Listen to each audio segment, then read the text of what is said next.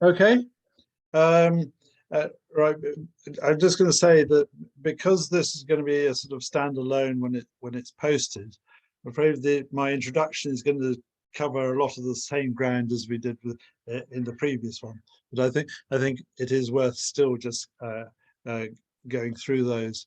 Um, Essentially, again, this is more of a connector between the general introduction of aquatic plants webinar that I did some time ago, which basically broke up the sort of 100 or so uh, uh, species that I would classify as aquatic plants, which are ones that I was grow submerged or floating on the surface, and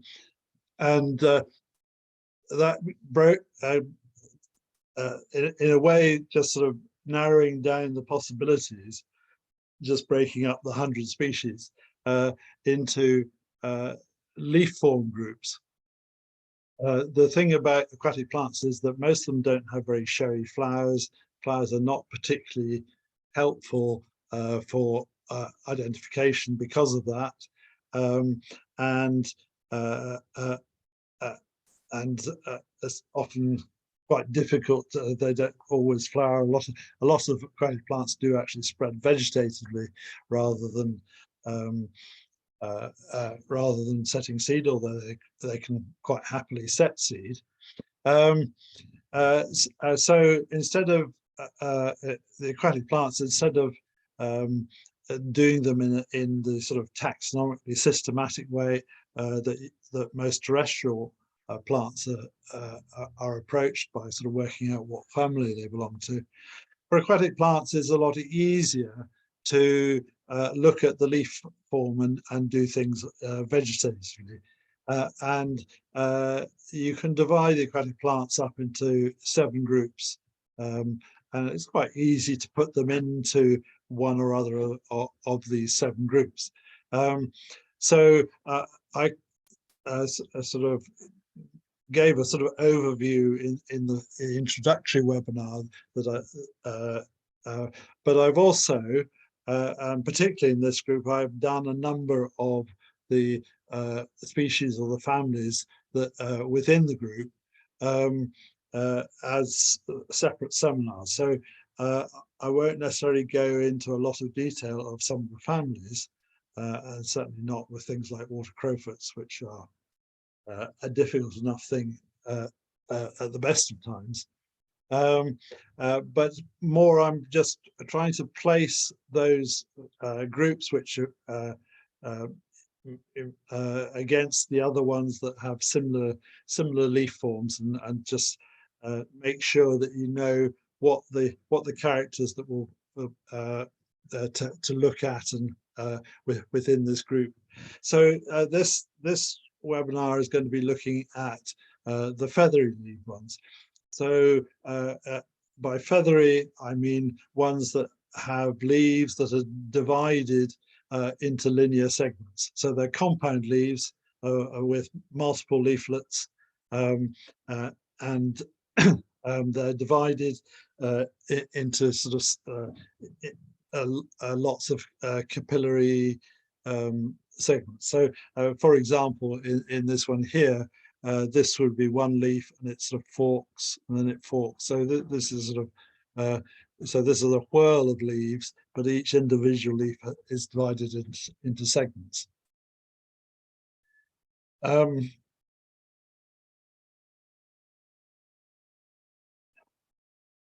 So this is actually one of the smaller groups, but so it's quite easy to, I think, to place these into the they got sort of whether they got feathery leaves, and if you can, that immediately cuts down the field of possibilities for what it might be.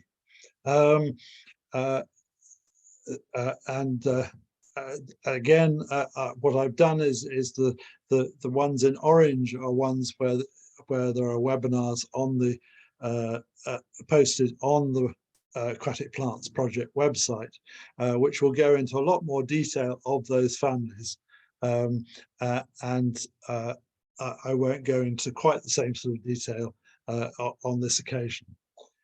So as I say, a lot of these I've covered before, but there are particularly this group of 4 Apiaceae species which I haven't covered, and it's quite nice to have a chance to just discuss those in a bit more detail. Again, as before,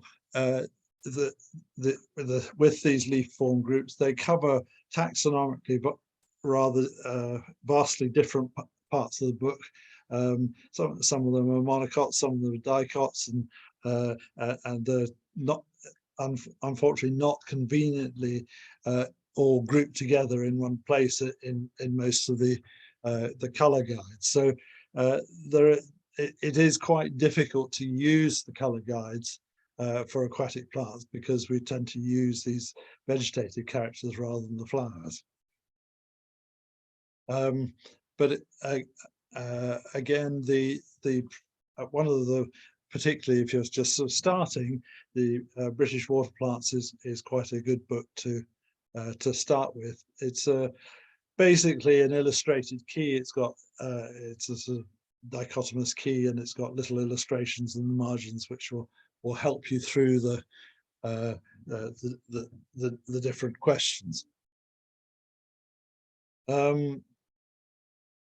There is the plant crib produced by BSBI. It is particularly useful for aquatic plants.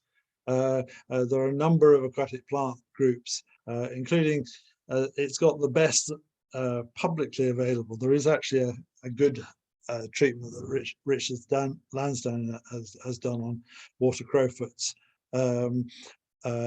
But that's not very easy to get hold of. But it's probably the best generally available treatment of water crowfoots, water ranunculus, which is not an easy group to do, but there's some tables in there which are a bit scary, but they're probably better than the other ones that are other treatments that are available.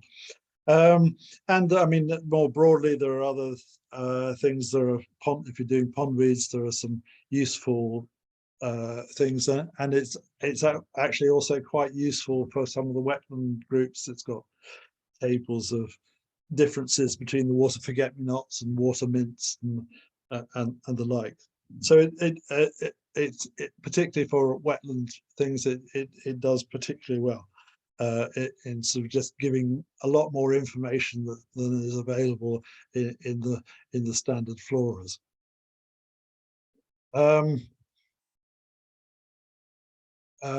This is a book produced by Richard Lansdowne, and it specifically talks about rivers, but there are an awful lot of the river plants equally occur in lakes, so it covers quite a high proportion of aquatic plants in total.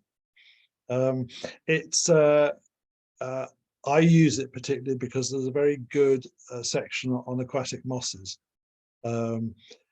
which brings together all the mosses and liverworts that you're likely to come across in wet situations, which is quite handy because when I'm doing things like river surveys.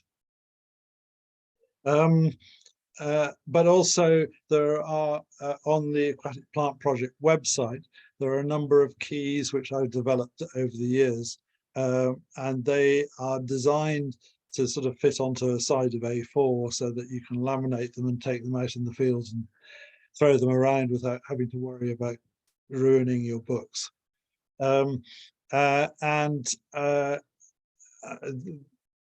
I sort of fine tune them every so often. I am going to have to fine tune this again. In fact, I can see that I've already made some changes to this, to what's available on the Aquatic Plants website, because only recently I've discovered a plant that I didn't realize produced feathery underwater leaves does so.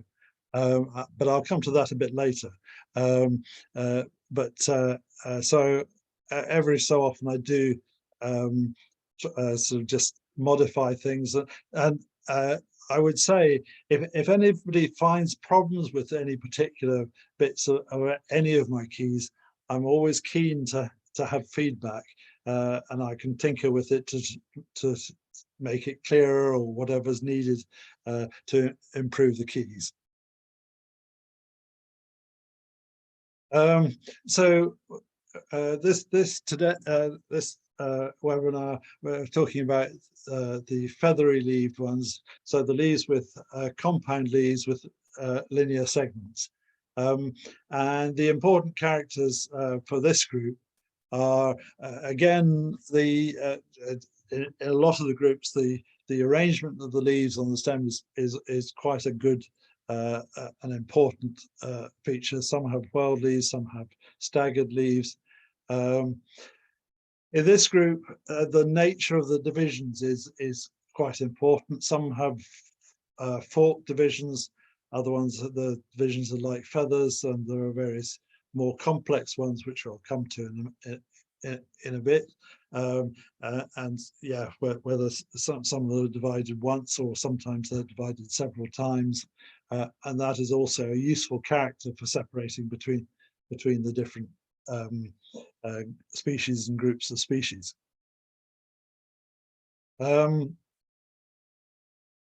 So just to illustrate what I'm talking about, the leaf arrangement, whether they're whorled leaves, as in here, a milfoil, or whether they're staggered leaves like the water crowfoots. And this one, which is water violet, the leaves sometimes look whorled at the top, but actually it's really that they are alternate leaves, they're staggered leaves. But it's just at the top they do tend to look as though they're whorled. So in the key, for example, I've actually covered that in both directions, just because there's a possible ambiguity about how they might be perceived. In the leaf divisions is as I said, a very important character. So we've got furcate divisions here, i.e. like tuning forks, where the divisions are into two equal parts, or sometimes they're three equal parts. But there's that contrast with the pinnate type of division, where you've got one well, you could call it midrib, but there's a persistent line going right through the leaf, and the divisions are branching off the sides of that. And the effect is that it looks more like a feather, or pinnate is, I suppose, links to ferns, so it's sort of similar sort of division to ferns. But that's an important sort of separation between the furcate, the ones that divide furcately, and the ones that divide pinnately.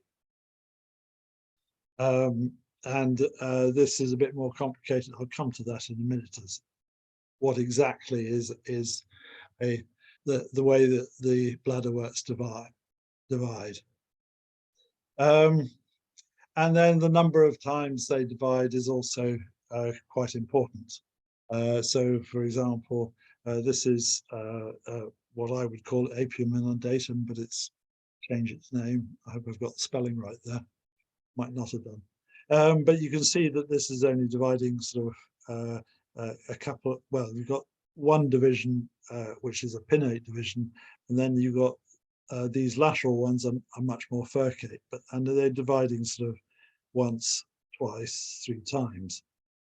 Whereas this is a much more complex leaf on Oenanthe aquata, and there are many more divisions before you get to the end of the leaf.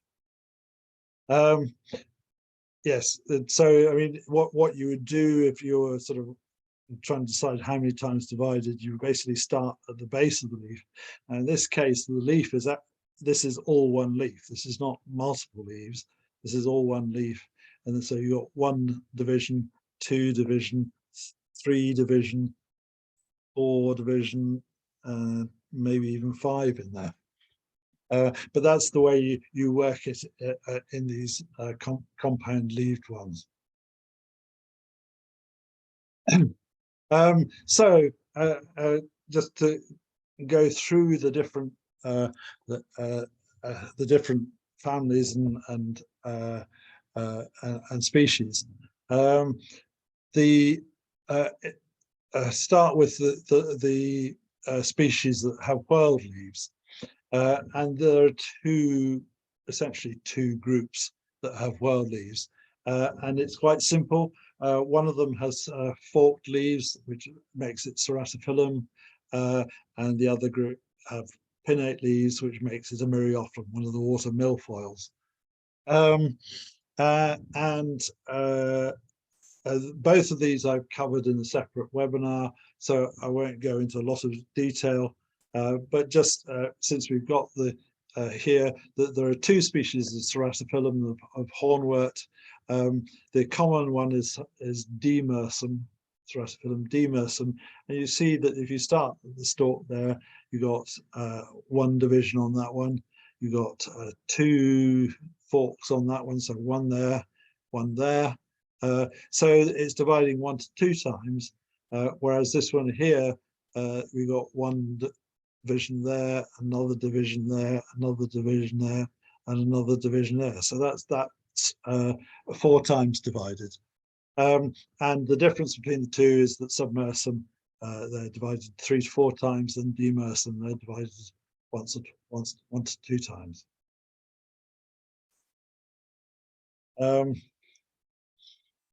I won't go into the Myriophyllums because we've already covered that. I've already covered the differences and the complications that in a separate webinar, which will go into more detail than I was planning to do here.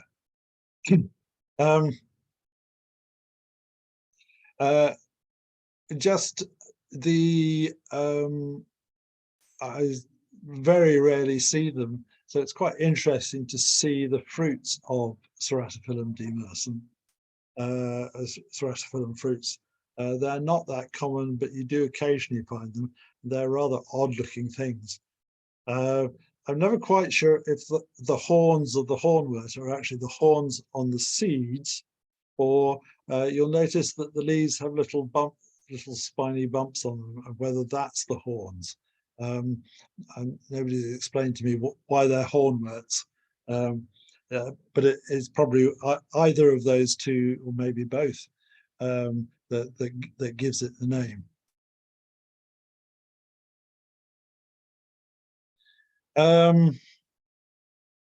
Now, stoneworts are really quite a separate group. They're algae. They're not true vascular plants, but they are very much under the remit of the BSBI, and they're looked at much more by BSBI membership than they are by algologists, and they because they are algae, but they're extremely complex algae, and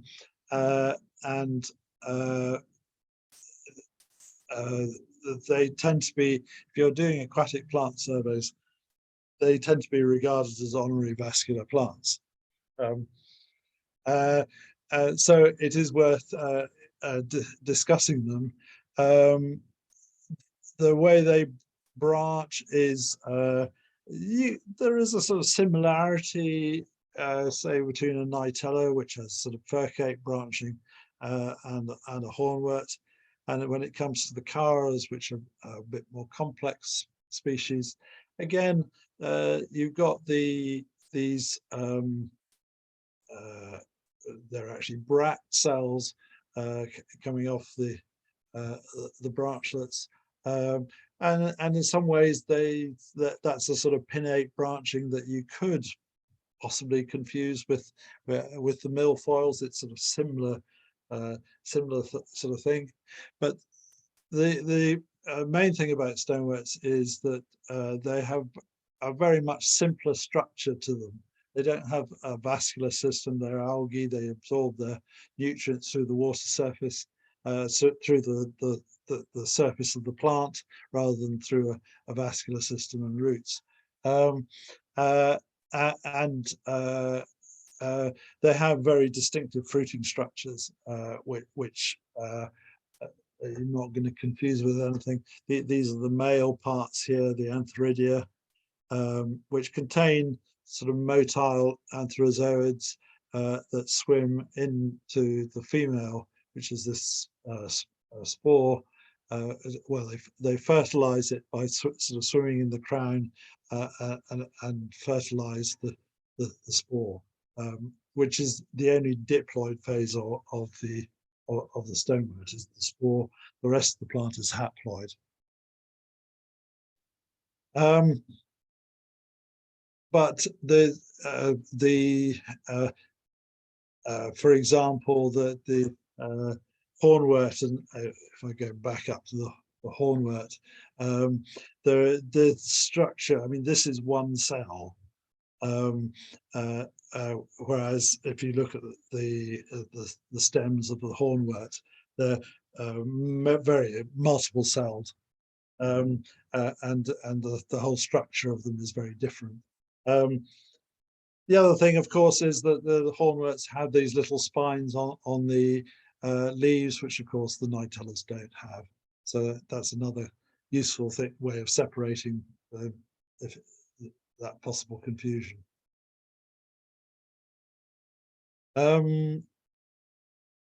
Now, I said that water violet is, I mean, you can see here quite clearly these are staggered leaves, but sometimes, particularly near the top of the stem, it looks like the leaves are whorled. So the possibility of putting them in both directions in the keys. Fortunately, I mean, it's a fairly simple thing to identify because most of the other species have more complex leaves, most of the that I'll be coming on to in a moment. Whereas the leaves of water violet are just once pinnate, similar in sort of appearance to the Myriophyllums that we just talking about a moment ago. So we just got the one thing, and they look a bit like feathers, but the primary difference is that the leaves of water violet are flat. So the segment, each little leaflet is quite flat, whereas in the Myriophyllums, they're just a filiform tube. Hottonia is sort of quite southern in England, and in Ireland, I think it's regarded as an introduction. Or I'm not quite clear if some of the Northern Irish populations might actually be regarded as native, but there are question marks about it, as I understand it. But I mean, when it's flowering, of course, a nice showy flowering plant, which makes a change from an awful lot of the aquatic plants, which are not very showy when it comes to flowers.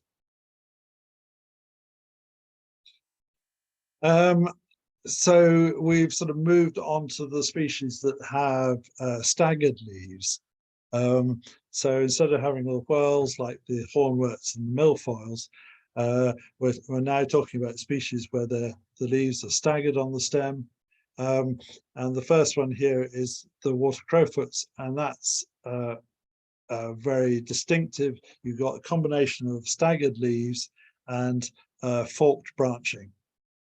So furcate. In this case, instead of just being two forks, there are actually, at least at the first and second, first few times when they branch, they're in threes rather than twos. But it's essentially a furcate type branching with the each of the splits being equal in strength.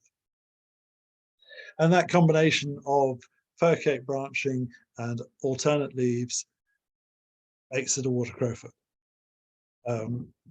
Again, it's got quite nice showy flowers, and that will confirm it, of course. But a lot of the time, you don't find them flowering.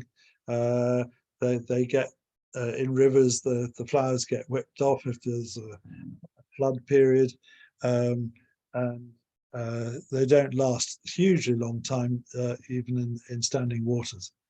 So it's quite common to just find them vegetatively, and they are difficult. They're one of probably the most difficult of the aquatic plant groups, and I've tried to make them a little clearer in another webinar.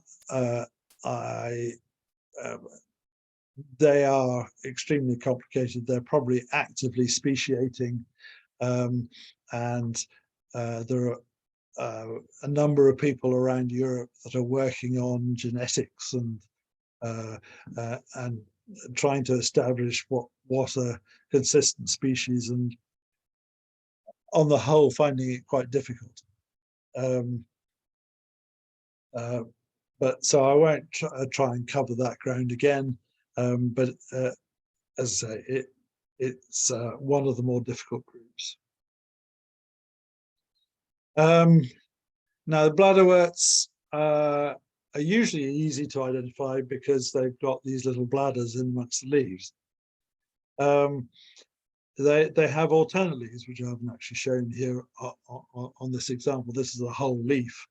But these bladders are insectivorous. There's a little trap door in the end here, and it will reduce the pressure inside the bladder, and the little beastie will swim past these trigger hairs, and the trap door will open, and it'll be sucked in, and it'll then be digested by hairs inside the bladder.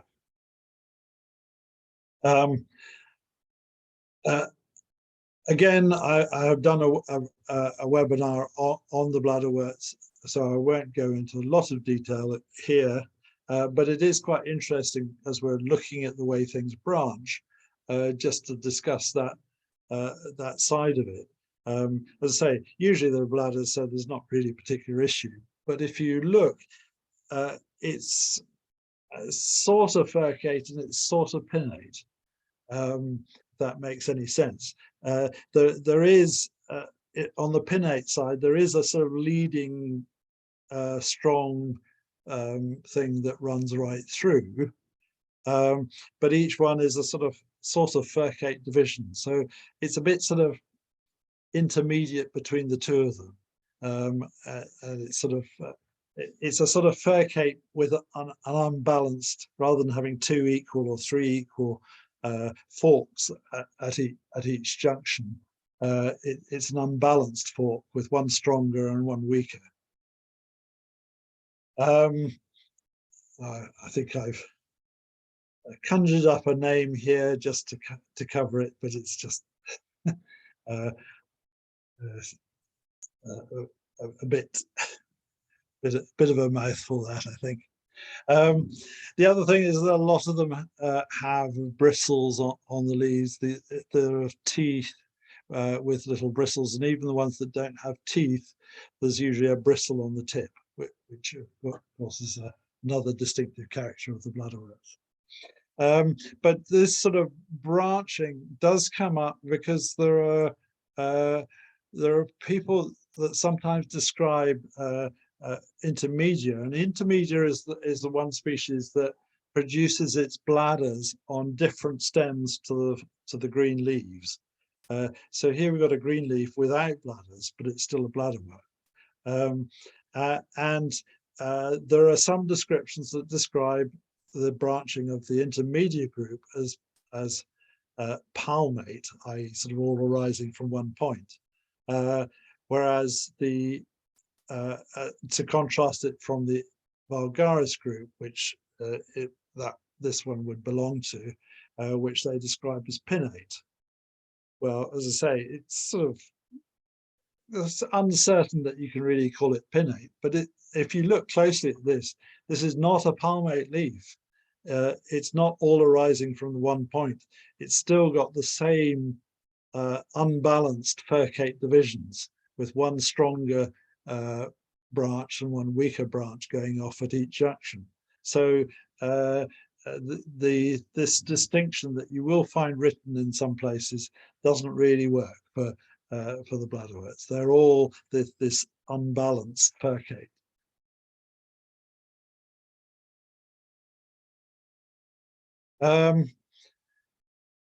So we're left now with 4 species, all belonging to the Apiaceae, or I would call them umbellifers, and all of them have rather complex sort of multiple divisions in the leaves. But they all start off, all 4 of them start off as a pinnate division. So the first, so this is all one leaf here. And the first separation is always a pinnate.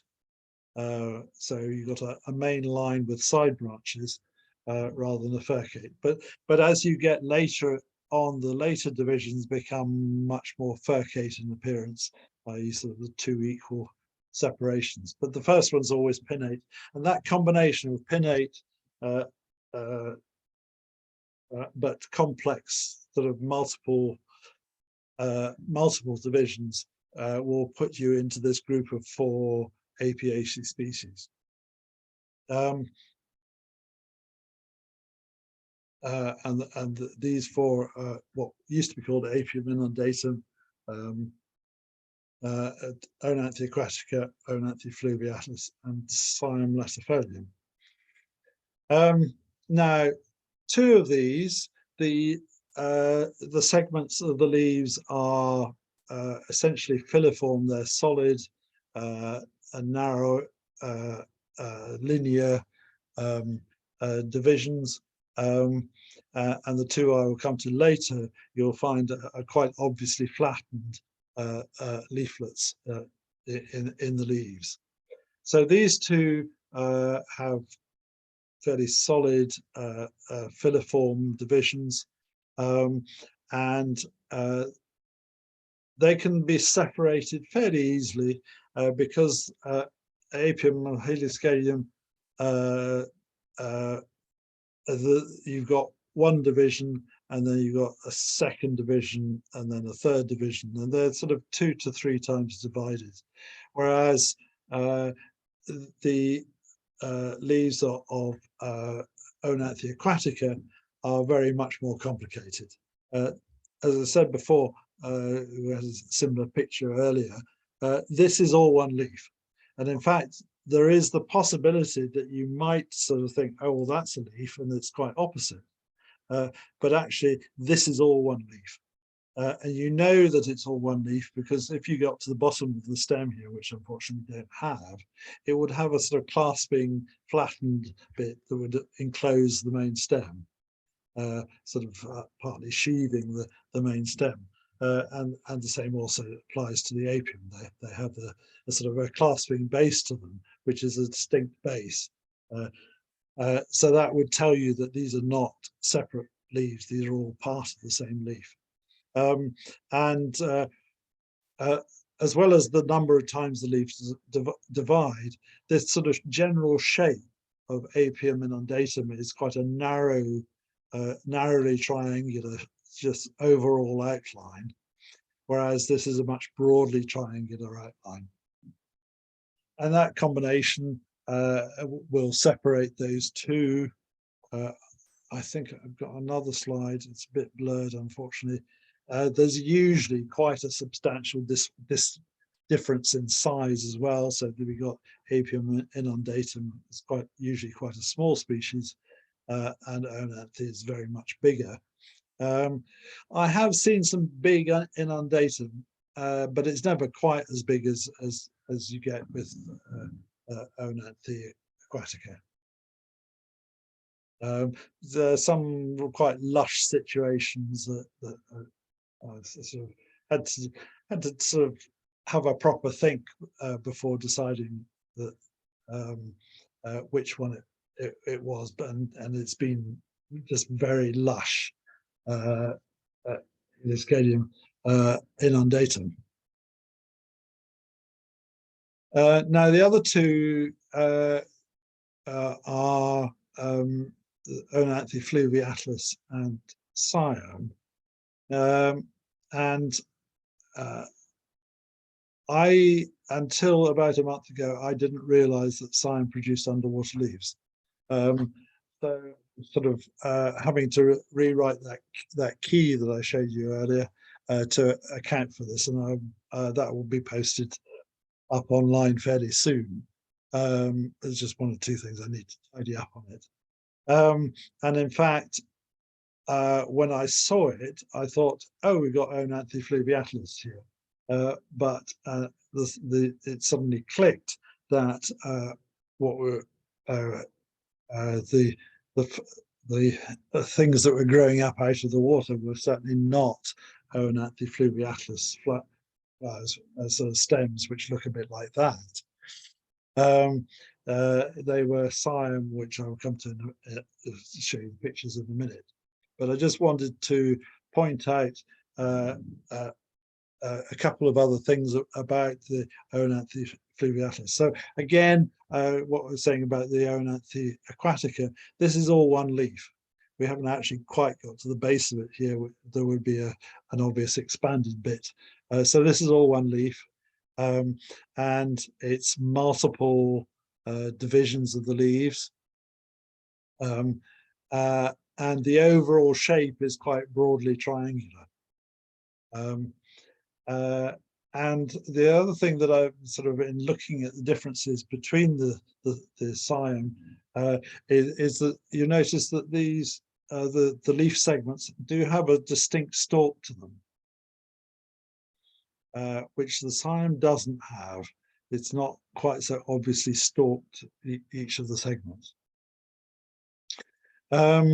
So yeah, that's what they both Oenanthe aquatica and fluviatilis will look a bit similar when they come out of the water, but they can easily be separated. If I go back up to this, because the leaves of Oenanthe aquatica are sort of filiform; they're just sort of linear. Whereas these are just a little bit expanded and they're a bit translucent. They're just definitely flattened segments to the leaves. So Sium I'm used to seeing it as a sort of swamp plant, and it has great big leaves. It's like it's called great water parsnip, but I mean, with lesser water parsnip has a rather similar sort of foliage, but very much smaller. This is a big plant which will grow up to 2 meters high, with quite obvious pinnate leaves. Great big thing. And as I say, just a sort of month ago, I was looking at the site and I realized that these were all connected. So this is the variation of leaves. When you start getting underwater with Sium, you get these, you can get intermediate leaves, which are sort of halfway between the normal ones. And you get these other leaves, which are sort of a feathery leaf and belong quite happily in the group we're talking about today. So I don't know if it's particularly early in the season. It might be something that as the plants develop into tall plants, these leaves fall away, just rot away. There are certainly a number of emergent swamp species that when they sort of just getting up to the water surface, they will produce a different form of leaf, which then disappears when the normal growth form, I'm thinking particularly, for example, the bulrush, when it comes out of the water is an obvious tall thing, but when it's underwater and before it gets to the surface, you get a narrow, floppy, strappy leaf, which looks nothing like what the grown-up plant looks like. And it might be the same here, I don't know. I'm going to have to look a bit more as to whether these feathery leaves actually persist throughout the season, or whether it's just particularly an early season feature. But if you look a bit closer, they so this is all one leaf, and it's a more of a cylindrical shape than the broadly triangular leaf of the Oenanthe fluviatilis. But also it's less clear cut. There are stalks. It looks as though the segments are more sort of continuous tissue rather than a clear segment with a stalk. So I think that's another differentiating factor that separates them. But for me, this is quite new, so don't know entirely that I have the characters completely sorted yet. I think that's it. I think we're and thanks again, particularly to the BSBI for arranging this this webinar, and for the National Parks and Wildlife Service that have been doing quite a lot of sponsorship of the Aquatic Plants project.